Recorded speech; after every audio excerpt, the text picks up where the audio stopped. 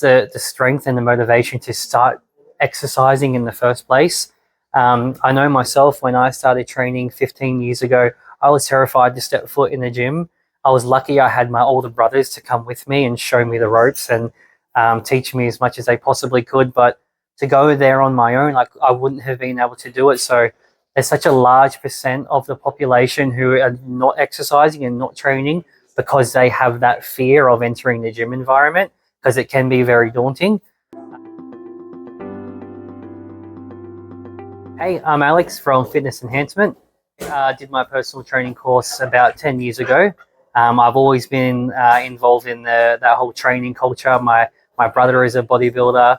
I've trained all my friends and family, so it's been a big part of my life for 10 or 15 years now. And I myself have been training 5 or 6 days a week for the 10 or 15 years. So it's a big part of my life, and it's a great enjoyment of mine. I chose Fitness Enhancement because it really ties in everything that I've ever known and wanted to do. I got my personal training qualification a long time ago, and I've been working in the NDIS as a support coordinator for 7 years. So it really ties in my knowledge of the NDIS and my knowledge of training and just having a healthier lifestyle and being able to reflect that healthy lifestyle on my participants that I'll be looking after. It ties everything into one. I'm already in the position where I'm helping people achieve their goals, but to align my passion for fitness with my passion for NGIS, and I love helping people in general, to be able to do all of that in one will just be super amazing for me to be able to do. I guess the strength and the motivation to start exercising in the first place. I know myself, when I started training 15 years ago, I was terrified to step foot in the gym. I was lucky I had my older brothers to come with me and show me the ropes and teach me as much as they possibly could. But to go there on my own, like, I wouldn't have been able to do it. So there's such a large percent of the population who are not exercising and not training because they have that fear of entering the gym environment, because it can be very daunting. Making sure you stay consistent with your training and your diet.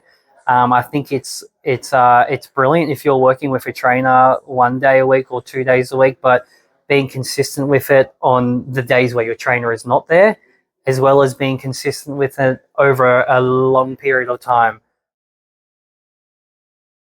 As a personal trainer, you're very much doing the same thing. You're figuring out what their goals are in terms of their fitness and their health, and tailoring your supports based on those goals. I hope to have 2 separate teams. I would love to have one team focus on disability support work and one team focus on the personal training. And we can incorporate both of them where we can.